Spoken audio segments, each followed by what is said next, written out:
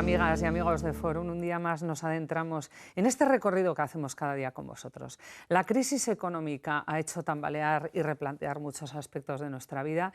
El déficit de las autonomías, las diferencias entre unos y otros, ha reabierto el debate sobre la validez del sistema administrativo del Estado español. Hay que actualizarlo, sigue siendo válido aquel café para todos. Si la Constitución se abre para cambiar algunas cuestiones, ¿por qué no para otras? En esta encrucijada, Cataluña ha puesto en marcha un plan soberanista que no sabemos hasta dónde va a llegar, un melón que ya estaba abierto porque un hombre, un político vasco, ya había quitado hace unos años las primeras zarzas de este camino que llevaba siglos cerrado. Ibarretxe planteó un nuevo estatuto de autonomía basado en el derecho del pueblo vasco a decidir su futuro, además de otras cuestiones que plantea en este libro del que hoy él mismo nos viene a hablar. Lehendakari Ibarretxe, eskerrik asko, es un honor tenerle aquí en el plato de Forum. No, para mí, estar en casa. Haití te decía que hay que ser tonto para no estar bien en casa.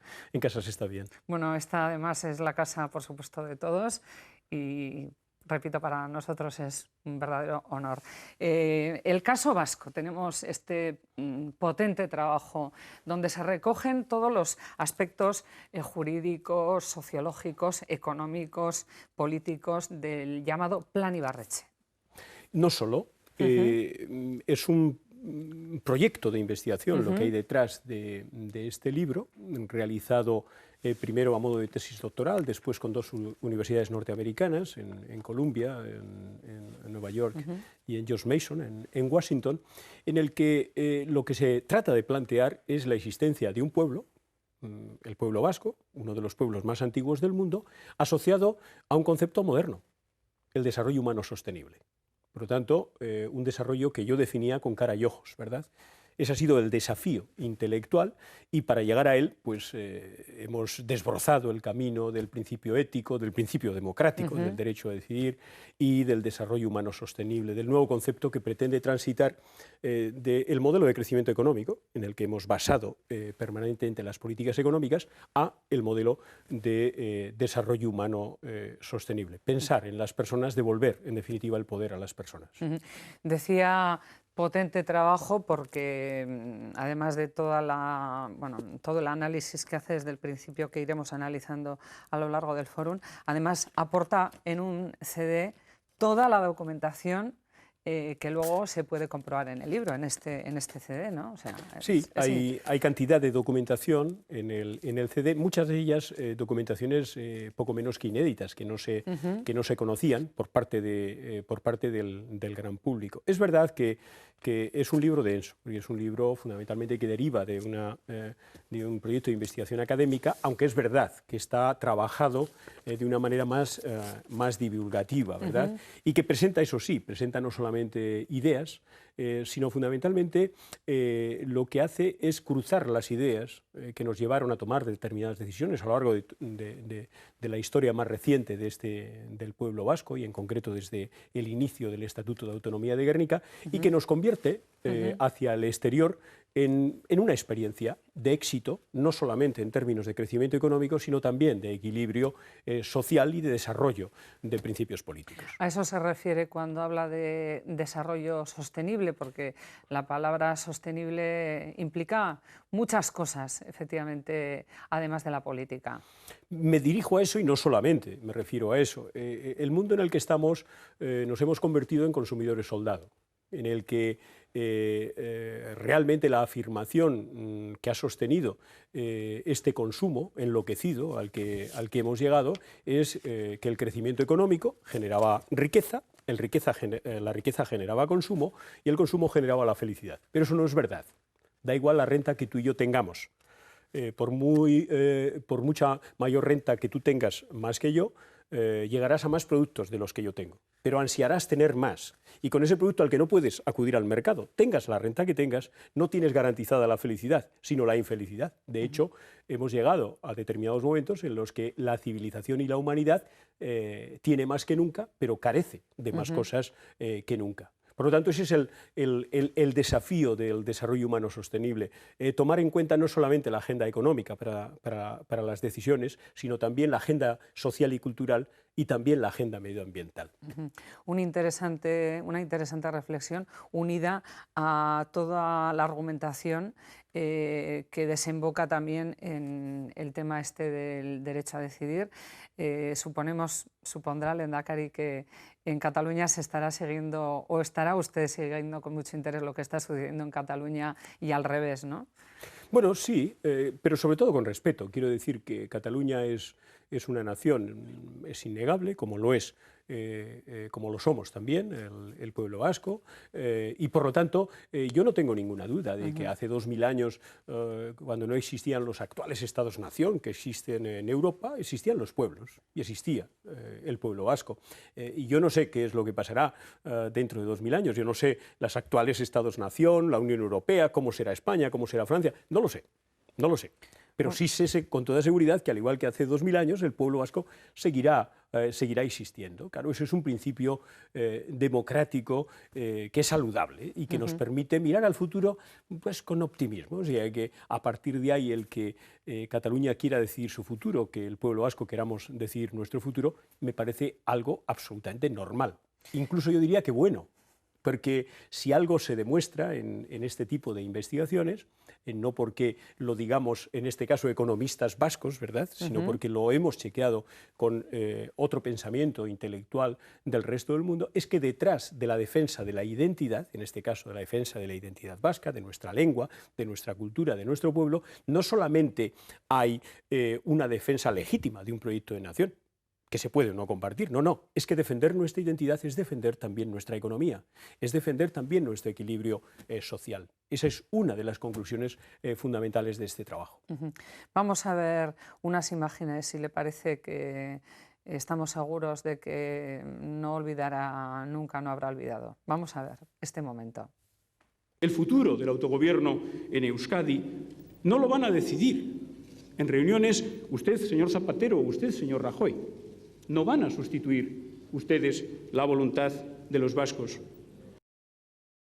Es curioso, Lehendakari, porque después de todo el proceso, cuando ya estaba iniciado, pasa todos los filtros, vamos a llamar así, y finalmente es tumbado en el Congreso de los Diputados. Fue un portazo. Pero la zarza ya estaba quitada en el camino, allí, ¿no? Es decir, la puerta estaba abierta y de hecho los planteamientos que hoy se están haciendo y que se harán en el futuro pasarán por esa puerta. Detrás del derecho a decidir no solamente hay un planteamiento absolutamente democrático, limpio desde un punto de vista de planteamiento político, sino que también está el futuro. Yo estoy absolutamente convencido de que defender la identidad como pueblo está directamente relacionado con defender nuestro futuro. Hoy se habla, ante la crisis global, de presentar un proyecto propio y diferenciado, también por parte del pueblo vasco, desde un punto de vista económico y social. Pero para poder presentar un proyecto propio y diferenciado necesitas atributos políticos, necesitas capacidad política de hacer las cosas, de proyectarte al mundo con personalidad. Yo creo que no solamente el pueblo vasco tiene que presentarse al mundo con una personalidad propia desde un punto de vista político y desde un punto de vista cultural y desde un punto de vista lingüístico, sino también desde un punto de vista económico. Vamos a ver, si le parece, las imágenes de cómo contestó Zapatero a su planteamiento. Este 1 de febrero no es el final de un plan, sino el día en que asistimos a un nuevo comienzo, a un nuevo proyecto para Euskadi y para el conjunto de España. Lehendakari, si algo queda claro en el libro, pregunto, es que el camino está abierto, como bien indica en algún pasaje que he leído. Sí, y además el entonces presidente Zapatero me decía aquello de si vivimos juntos, decidimos juntos. Y yo le contesté, no. Las personas, para vivir en libertad, tienen que poder decidir si quieren vivir juntos, ¿verdad? Porque eso me devuelve hacia atrás. Hoy un día tan importante como el Día Internacional de la Mujer Trabajadora, ¿verdad?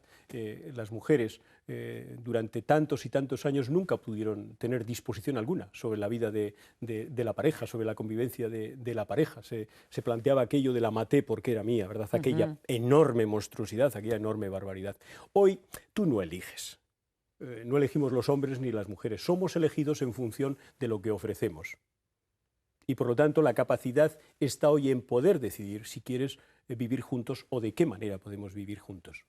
¿Cuáles han sido los momentos más difíciles que ha vivido el Lehendakari desde el 2001 que se empezó, que se planteó todo este camino que duró los momentos más difíciles, bastantes años? Los momentos más difíciles, cuando hablo del principio democrático, en el libro lo recojo, son siempre los momentos en los que ha habido atentados, en los que se ha atentado contra la vida y se ha provocado esa especie de tortura enorme al corazón del pueblo y de las personas, por supuesto de las familias. Esos fueron los momentos complicados. Yo siempre dije, y sigo pensando, la reflexión en el libro va en ese camino, que la confrontación política, la confrontación democrática es consustancial.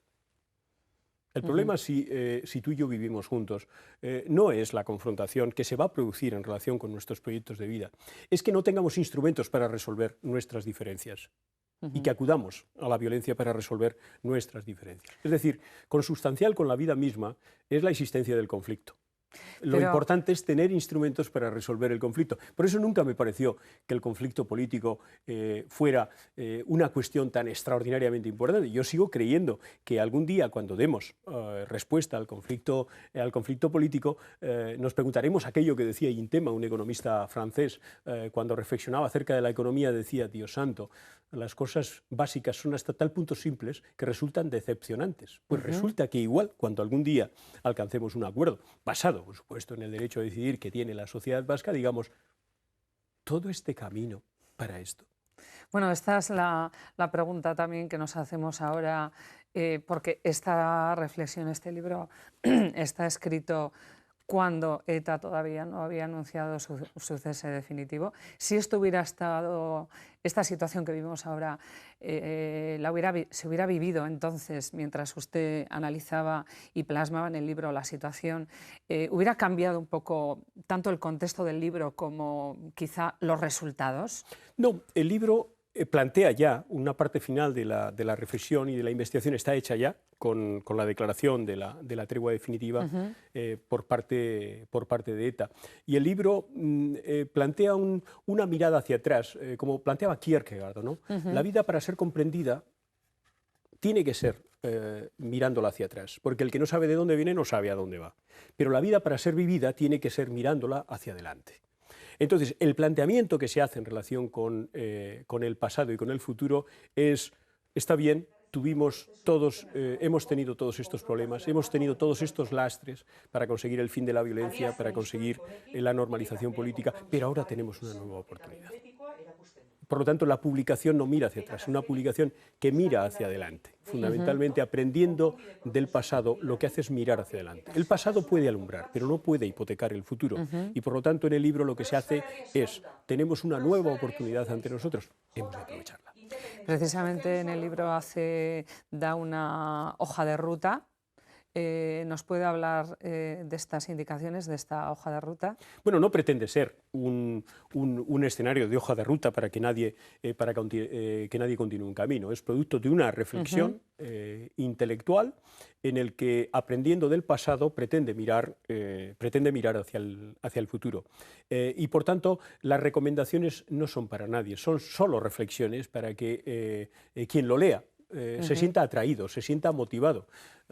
Yo he sido toda mi vida provocativo, en el sentido positivo de la palabra, y lo sigo siendo, lo seguiré siendo mientras viva. Es importante provocar pero también, sin tratar, ¿no?, para de entrar, reaccionar. claro, ¿no? Claro, pero sin tratar de entrar en la vida del día a día, sin tratar de dar recomendaciones a nadie. Alguien me preguntaba alguna vez: ¿qué recomendaciones le da usted al nuevo Lehendakari, al Lehendakari Urkullu? Y yo le decía: lo mejor que puede hacer alguien que ha sido Lehendakari es no dar ningún tipo de recomendación.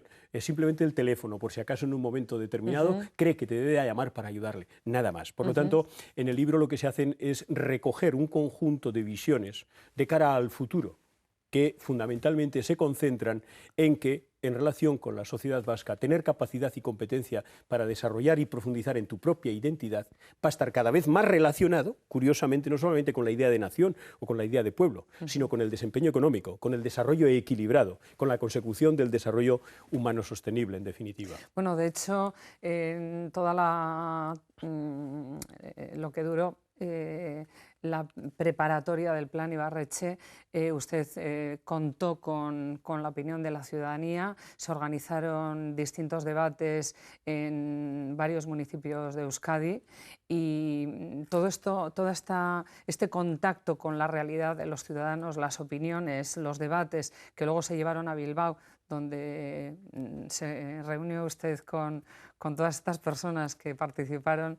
Todo esto también, ¿de qué le ha servido a la hora de elaborar aquello fue este estudio? Sí, fue una gran experiencia en la que además participaron instituciones internacionales. La Universidad de Columbia de Nueva York participó en la valoración de aquellos actos de Compondu, que así se denominaron, y se hizo una presentación final por parte de unos expertos internacionales que visualizaron, que tenían una perspectiva sobre nosotros. Allí también abrimos un camino. Probablemente deberíamos haber profundizado en él, probablemente debiéramos haber profundizado mucho más en él, pero se trata de una experiencia en positivo. Yo creo que hay que aprender de las cosas que se han hecho bien y de las cosas que se han hecho mal. En mi época de ejecutivo, yo suelo decir, en mi época de ejecutivo, yo fui 30 años ejecutivo en la vida pública y en la vida privada.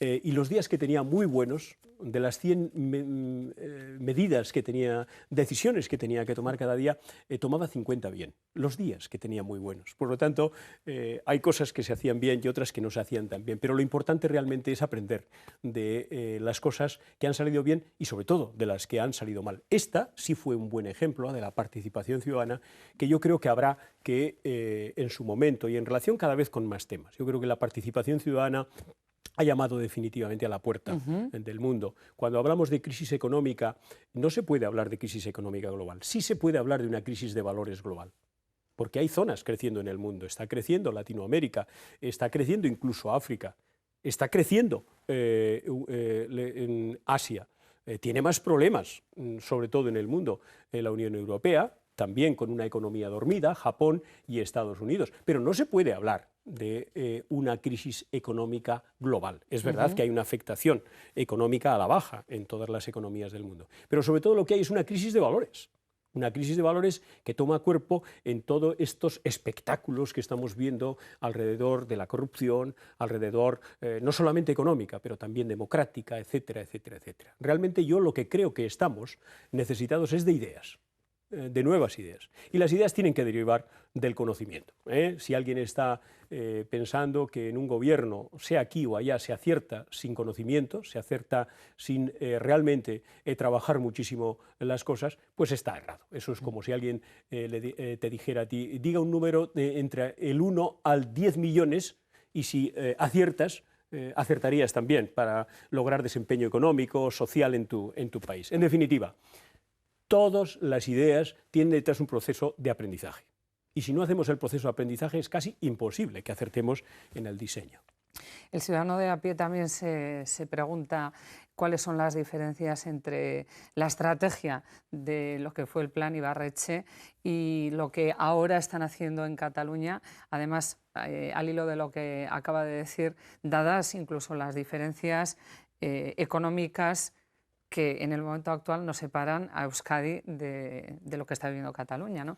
¿Cómo explicaría un poco al ciudadano de a pie qué diferencias existen? En el caso vasco se explica, no solamente en relación con Cataluña, sino en relación con otros casos que se producen en el mundo, como es el caso de Escocia, como es el caso de Flandes, de Valonia, de Quebec, todos ellos en el Irlanda, de Irlanda, todos ellos en el primer mundo. Y obviamente se refleja clarísimamente que son procesos diferentes, pero en general todos ellos tienen dos elementos en común. Uno, que al final el camino acaba con una decisión democrática de la sociedad en Escocia, de la sociedad en Cataluña, de la sociedad en el País Vasco. Con métodos diferentes, con procesos diferentes, pero todos acaban al final con una decisión democrática, que es la que se negó en su momento a la sociedad vasca. Y en segundo lugar, la diferencia se da a juicio de los expertos en esta materia, en que hay dos modelos. En el modelo danés, en el modelo canadiense, en el modelo británico, los estados matriz asumen que esas naciones que hay en su seno tienen derecho a poder decidir su propio futuro, como acabamos de ver en el caso de Escocia. Y hay solo un caso diferente, el caso español, en el que se dice que toda la soberanía reside única y exclusivamente en las Cortes Generales del Estado en Madrid y que, por lo tanto, no hay ningún tipo de capacidad de decisión en la sociedad catalana o en la sociedad vasca. Es el único caso. Lo que dicen los expertos, lo que dice el debate intelectual, es el único caso en el que no se reconoce que haya una soberanía diferenciada de la que reside única y exclusivamente en Madrid. Esto me retrotrae a aquella última conversación que yo tuve con el presidente Zapatero en Madrid, que se recoge en la publicación, cuando yo le decía, no entiendo muy bien a las instituciones españolas, porque tú estás dispuesto a compartir soberanía con Malta, con Estonia, con Lituania, con Luxemburgo. ¿Por qué no estás dispuesto a compartir soberanía con Cataluña y con Euskadi? No lo puedo entender. Ahí es lo que hablamos de las comunidades históricas y realmente la situación que está viviendo Cataluña, afectada por una crisis económica muy grande y por casos de corrupción. Ahí hablamos de la crisis de valores. ¿A usted le parece que quizá en Cataluña estén cayendo en disfrazar toda esta situación que tienen con las reivindicaciones soberanistas que quizá las podrían plantear en otro momento? Yo creo que no hay que mezclar las cosas. El derecho que Cataluña tiene a decidir su propio futuro es un derecho que reside en el pueblo catalán, más allá de quienes sean sus representantes. Y el derecho o la situación en la que estén envueltos. Económica, social, etcétera, etcétera. Igual, esta reflexión sirve para el caso vasco, para el caso escocés, etcétera, etcétera. Es decir, los derechos de un pueblo, así como los derechos de las personas, son derechos que se deben de dar y se deben de aceptar en todo momento, más allá de cuál sea la situación coyuntural que se viva desde un punto de vista económico, desde un punto de vista de desfachatez política e institucional, que es lo que estamos viendo en nuestro derredor, ¿no? Por lo tanto, no se pueden confundir los planos. El derecho del pueblo vasco a tomar sus propias decisiones reside en el propio pueblo, y esto no debe ser mezclado con quién está o no en un momento determinado en el gobierno o en cómo se está realizando o desempeñando la función pública en relación con los quehaceres económicos o de política económica. No es bueno. Hemos vivido durante mucho tiempo en una especie de negación. Se decía, no, es que los derechos individuales frente a los derechos colectivos, o los derechos colectivos frente a los derechos individuales. Hay quien decía que los derechos individuales son determinantes y que, por tanto, no podemos, mientras no se respeten los derechos individuales, dar el siguiente paso a los derechos colectivos del pueblo, o al revés. Hay quien, para defender los derechos colectivos, llegaba incluso a matar al que no pensaba diferente que él. Esto ha ocurrido en nuestro pueblo. Eso es inaceptable desde un punto de vista intelectual. Es un debate corrupto desde un punto de vista intelectual hacerlo así. Los derechos individuales y los derechos colectivos son inescindibles, son indivisibles. Yo no tendría derechos individuales si no también tendría respetados mis derechos colectivos como pueblo. Y no tendría ningún derecho colectivo como pueblo si no fueran respetados además también los derechos individuales que me llevan a pensar, a votar, a opinar de una manera determinada. A lo largo de este estudio está la economía metida por medio, por todo este tejido de estas 800 y pico páginas, pero lo que quizá no estaba tan recogido aquí es que cómo el modelo autonómico cada vez es más insostenible. Entonces esto va increciendo. ¿Cree el Lehendakari que esta insostenibilidad debe dar paso a otra configuración del Estado? Hay voces que apuntan a que las comunidades históricas sí, pero el resto no. ¿Cómo analiza usted esta situación? Bueno, desde el planteamiento que se hace en el libro y en la investigación, lo que se hace es desmitificar eso. Si alguien tiene más capacidad fiscal para establecer impuestos y recaudarlos, precisamente es este país, en relación con cualquier otra autonomía dentro del Estado. Y si alguien se ha comportado de manera responsable a la hora de gestionar los recursos públicos, precisamente ha sido esta comunidad en relación con el Gobierno de España o en relación con otros gobiernos de nuestro alrededor. Por lo tanto, no es verdad que tener capacidad para desarrollar tu propia actividad fiscal o financiera derive en el problema para las cuentas generales a nivel de Estado español. Ahí se trató fundamentalmente de esparcir las responsabilidades, derivar las responsabilidades en administraciones de las comunidades autónomas para, lavarse las manos algunos de los dirigentes. Yo creo que lo realmente importante es que la gestión sea responsable, con independencia del nivel de autogobierno que tú vayas a tener. Es evidente que en su momento el Estado autonómico, a la vista de cómo se ha desarrollado, fue una cortina de humo para tratar de diluir las naciones vasca y catalana y las nacionalidades vasca y catalana dentro del concepto y de la identidad de la nación española, y que eso tampoco no ha dado sus frutos. Y de hecho, hoy, después de unos cuantos decenios, la ubicación, la relación, el modelo de relación que tenemos vascos y catalanes en relación con España no es un modelo cerrado, es un modelo absolutamente abierto, una asignatura pendiente de resolver. Y en este caso, el modelo, la capacidad competencial que tú tienes para desarrollar tu propio proyecto, no solamente desde un punto de vista político, pero desde un punto de vista económico, hoy, en una época complicada de crisis, tiene más importancia que nunca, porque hoy tiene más importancia que nunca que, por ejemplo, el pueblo vasco pueda poner su propio modelo en el mercado mundial, en el único mercado que hay. Otra parte importante que recoge el libro es nuestras relaciones con Navarra.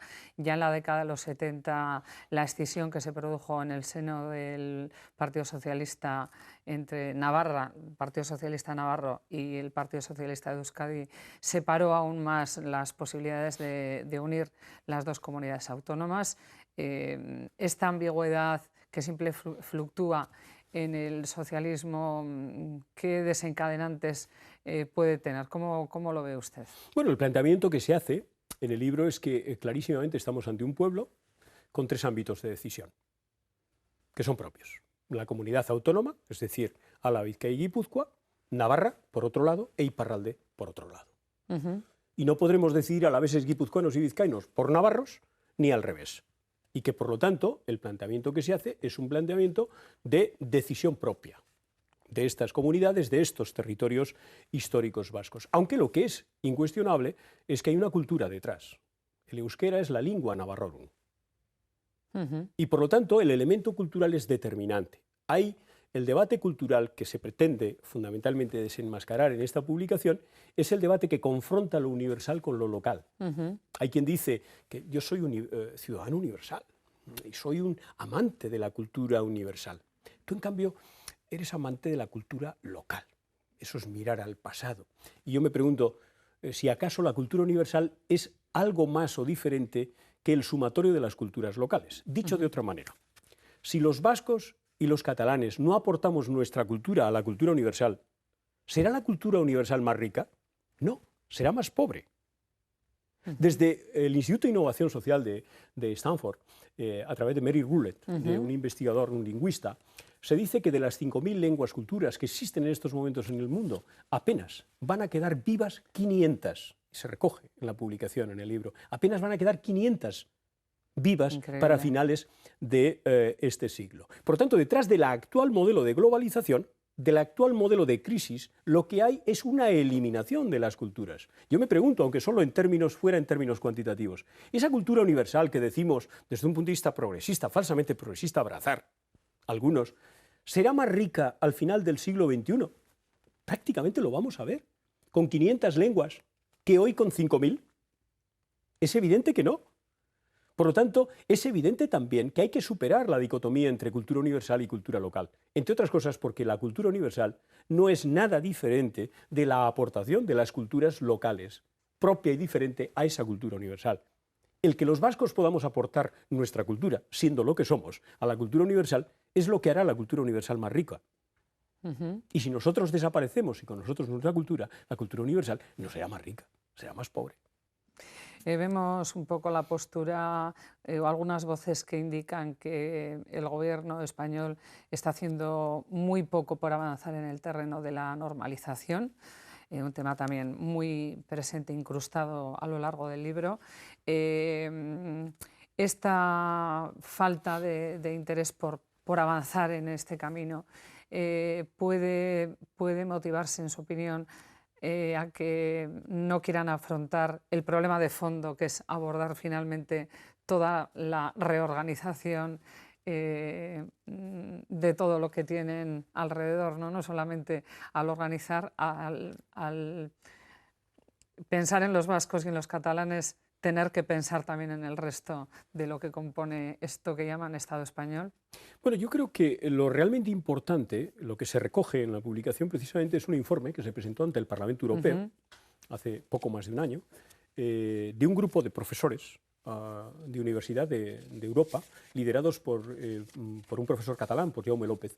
Y en ese informe lo que se dice es que en todos los conflictos que hay de identidad en estos momentos en Europa y en el mundo, en los países avanzados, que hay dos modelos. Un modelo en el que daneses, británicos, canadienses aceptan que las naciones en su seno, sea Quebec, sea Escocia, tienen derecho a tomar sus propias decisiones de cara al futuro, y aparte de ese modelo hay uno solo diferenciado, que es el modelo español, que no acepta que, aunque existen naciones en su seno, tengan ningún derecho a tomar sus propias decisiones. El futuro, yo creo que lo que está marcando clarísimamente es que defender la identidad por parte de Escocia o por parte de Cataluña o por parte de Euskadi no solamente está relacionado con defender una idea de nación, que repito, antes decía, se puede no compartir. No, es que es defender también nuestra economía, es defender nuestra actividad, es defender las reducciones del paro, es ubicarte en un proyecto en el mundo con personalidad propia. Yo siempre he creído, cuando presentaba esta misma semana el Lehendakaria Aguirre, el Lehendakaria Sender, lo hacía diciendo que mi intención, con dos socios, dos universidades de prestigio en el mundo, como Columbia de Nueva York y George Mason de Washington, que mi objetivo era tratar de poner que Euskadi o Euskal Herria, el pueblo vasco, nuestra cultura, nuestra lengua, nuestra forma de ser, nuestra economía, en el mapa del mundo. Tener un sitio en el mapa del mundo no solamente es una cuestión política, no solamente es un objetivo político, es también un objetivo económico y social. Ahora estamos viendo imágenes de esa presentación del nuevo centro. Sí. Ahí está el Lehendakari Urkullu, todas Sí. las autoridades. Qué ilusión presidir este proyecto de innovación, de futuro. ¿Cómo ha surgido? ¿Cómo lo lleva el Lehendakari? Bueno, es un paso más. Porque esto va a dar pie, creo, me han contado, a una segunda parte del libro. Bueno, vamos a trabajar. ¿No? Lo que va a haber el proyecto de investigación realizado va a ser el campamento base intelectual del que van a salir otro tipo de investigaciones, ¿no? Pero claro, el centro es simplemente una meta volante más dentro de una carrera de largo aliento, ¿no? De hecho, yo vengo trabajando en este proyecto, dirigiendo este proyecto de investigación en estas dos universidades durante los últimos años. ¿Qué es lo que ha ocurrido? Que a estas dos universidades, a la Universidad de Columbia, a la Universidad de George Mason, americanas, se une ahora la Universidad del País Vasco. Y a través de Euskampus, del Campus para la Excelencia vasco, ponemos en marcha el Aguirre Lehendakaria Sender, que lo que hace es estructurar el trabajo que hasta ahora había venido desarrollando. Realmente, desde un punto de vista personal, ¿qué es lo que me ocupa? ¿Qué es lo que realmente me entusiasma? Que las relaciones que yo he podido tener como profesor universitario investigador con estas instituciones no mueran conmigo, sino que queden a disposición de este pueblo, que queden a disposición de las instituciones académicas de este pueblo, que queden a disposición de los alumnos, de los profesores de las universidades, no solamente de la UPV, pero del conjunto de las universidades y del sistema universitario vasco. Que tengamos una posibilidad de nexo con universidades de prestigio en Norteamérica. No nos damos cuenta que América no nos está mirando a Europa, América está mirando a Asia. Y nosotros, a través de una institución como el Centro Lehendakari Aguirre, que toma el nombre de Lehendakari, que fue profesor también en Columbia, yo lo único que he hecho es continuar un camino que se inició hace muchos años. Allí, a través de allí, poder tener una mirada para todo el mundo. Es decir, una mirada desde Euskadi, mirar al mundo para vernos a nosotros mismos y desde el mundo socioeconómica, innovación. Exacto, es decir, ha sido desde Euskadi nuestras cartas mundo. de presentación, claro, ¿no? Tenemos que mirar al mundo para ver lo vasco, para ver nuestras empresas, para ver nuestros productos. Y a través de este centro, lo que pondremos es también una ventanita para que desde el mundo vean al pueblo vasco. Este es el objetivo. Bueno, pues con todos estos retos vamos a tener que despedirnos. Ha sido un placer y además es maravilloso verle otra vez en primera línea de la innovación en Euskadi, porque yo creo que ahora Lehendakari es más necesario que nunca. Aquí hay que arrimar el hombro. Es un mundo, vivimos un mundo complicado. Vivimos un mundo complicado con crisis poliédricas, con procesos de corrupción bárbaros. Se necesitan nuevas ideas, se necesita nueva savia, se necesita frescura. Hay que aportar frescura a este mundo. Bueno, Lehendakari, eskerrik asko y le esperamos aquí en otro momento. La segunda parte del caso vasco. Eskerrik asko eskerrik asko. Bueno, y vosotros recomendaros este libro, que viene con este CD tan interesante, y acordaros que como decía Gabriel Aresti, defenderé la casa del padre, una metáfora para recordarnos por generaciones que nuestro derecho es defender, pero esto en realidad es mucho más que un derecho. Eskerrik asko.